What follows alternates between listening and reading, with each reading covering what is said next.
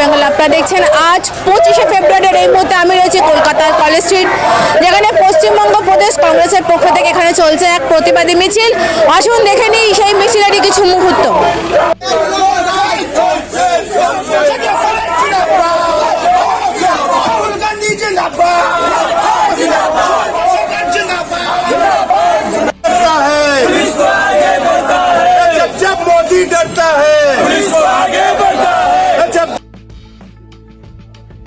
কেন্দ্রীয় মোদী সরকারের স্বৈরাচারী বিবিধ নীতির বিরোধিতায় ও দেশের স্বার্থে কৃষকদের স্বার্থে রাহুল গান্ধীর ভূমিকার প্রশংসায় ও বর্তমানে এপস্টিন ফাইল সংক্রান্ত বিষয়ে প্রধানমন্ত্রীর ভূমিকা প্রসঙ্গে প্রশ্ন তুলে কেন্দ্রীয় সরকারের বিবিধ জনবিরোধী নীতির বিরোধিতায় ও সম্প্রতি সর্বভারত যুব কংগ্রেসের সভাপতি উদয় ভানু চিবের গ্রেপ্তারের বিরোধিতায় ও শীঘ্রই তার মুক্তির দাবিতে কলকাতা কলেজ স্ট্রিটে চলল পশ্চিমবঙ্গ প্রদেশ কংগ্রেস কমিটির সভাপতি শুভঙ্কর সরকারের নেতৃত্বে ও অন্যান্য সদস্যদের উপস্থিতিতে বিক্ষোভ মিছিল। এদিন মিছিলে হাঁটতে দেখা গেল রাজ্য প্রদেশ কংগ্রেসের সাধারণ সম্পাদক আশুতোষ চ্যাটার্জি, সম্পাদক আব্দুল রহমান মোল্লা, যুব কংগ্রেসের সাধারণ সম্পাদক জুনেদ খান, সৌরভ ঘোষ, তাতো ভট্টাচার্য, সুদীপ পাটোয়ারি সহ অন্যান্য সদস্যদের। দেখুন, শুভঙ্কর সরকার প্রদেশ কংগ্রেস সভাপতির নেতৃত্বে আজকে মিছিল এবং তার নির্দেশে আজকে আমরা রাস্তায় নেমেছি। রাহুল গান্ধীকে যেভাবে অপমান করা হচ্ছে প্রতিনিয়ত, এবং নরেন্দ্র মোদী ভয় পাচ্ছেন। রাহুল গান্ধী বলছেন, এখানে জুনেদ আমার ছোট ভাই বলেছেন, আপনারা জানেন, আমরা সবাই মিলে আজকে রাস্তায় নেমেছি প্রতিবাদ করতে। গণতন্ত্রকে বাঁচাতে হবে, দেশকে বাঁচাতে হবে, এবং পশ্চিমবঙ্গে আমরা দেখতে পাচ্ছি মানুষ হিসেবে আমরা প্রতিবাদ করছি। উদয় ভানু চিব সর্বভারতীয় যুব কংগ্রেসের সভাপতিকে যেভাবে নক্কারজনকভাবে দলদাস দিল্লি পুলিশ অ্যারেস্ট করেছে। এরা ভারতবর্ষে কোনোদিন স্বাধীনতা চায়নি, তাই আরএসএস জনসংঘের মতন সাম্প্রদায়িক শক্তির সঙ্গে হাত মিলিয়ে বিজেপি আজ ক্ষমতা আছে।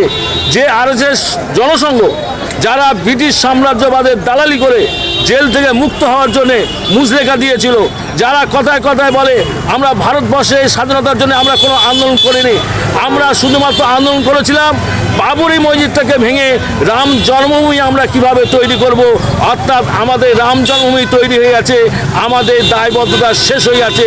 সেই শক্তি যারা হিন্দু, মুসলমান, শিখ, ইসরায়েলের মধ্যে কথায় কথায় উস্কানিমূলক মন্তব্য রেখে হিন্দু মুসলমানের মধ্যে বিভেদ সৃষ্টি করে যারা ভারতবর্ষে ক্ষমতা থাকার চেষ্টা করে, এরা সেই শক্তি যারা বাংলার মা, বাংলার মানুষের অ্যাকাউন্টে 15 লক্ষ টাকার নাম করে যারা ভিক্ষা করে, যে সকল মায়েরা 500 টাকার নোটগুলো জমিয়ে রেখেছিল, ভিখারির পয়সা বার করে নিয়ে কালো টাকা ফিরিয়ে আনার নাম করে যারা টাকাগুলো আত্মসাৎ করছে, বাংলার মানুষের ট্যাক্সের টাকাও এরা আত্মসাৎ করেছে।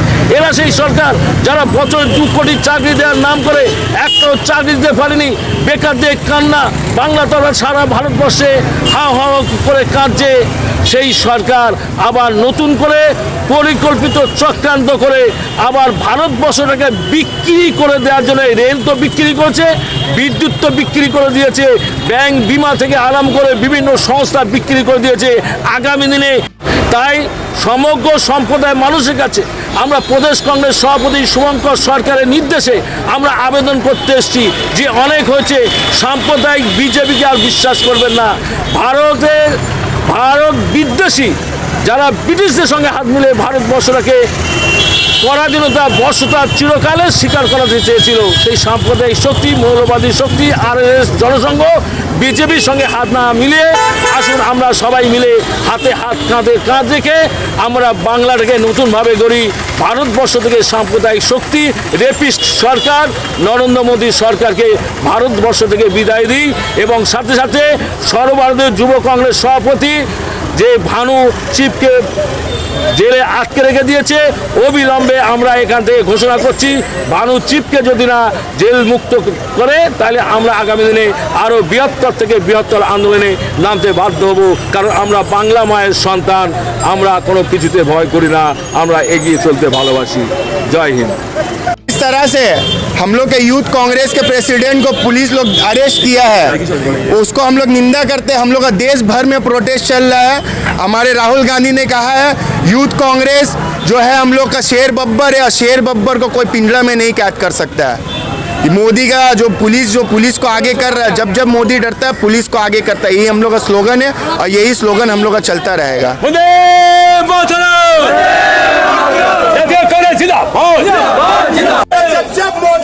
जिंदा है